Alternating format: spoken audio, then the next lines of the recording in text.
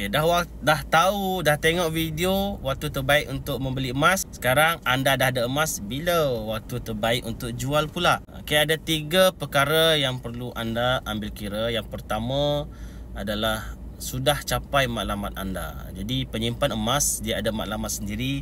Nak simpan emas untuk pergi haji, simpanan untuk pendidikan, simpanan untuk pergi melancong, beli aset rumah, untuk kahwin, bayar hutang dan sebagainya. Jadi apabila telah capai matlamat tersebut, contohnya nak simpan 100 gram untuk pergi haji, maka bila masanya telah tiba, juallah emas tersebut untuk capai impian anda.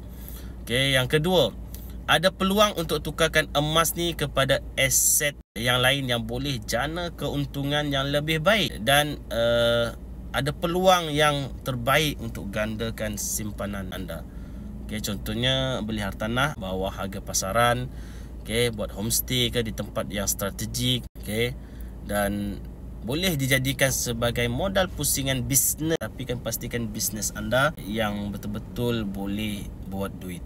Okey, dan yang ketiga, apabila ada hal kecemasan, okey, sepatutnya kecemasan dalam bentuk wang tunai, mungkin dalam SB tabung haji, mungkin dah habis digunakan dan kita perlu lagi hal kecemasan, maka bolehlah jual emas tersebut untuk gunakan, selesaikan hal kecemasan. Okey, kalau anda nak mulakan simpanan anda untuk ada matlamat anda nak capai, mulalah dengan simpanan emas. Tengok video 5 langkah untuk mulakan simpanan emas. Saya akan bimbing dan guide anda sebaiknya. 5 orang terawal saya nak bagi buku wang emas. Jangan lupa follow, komen, share video ini dan share kepada rakan-rakan yang lain.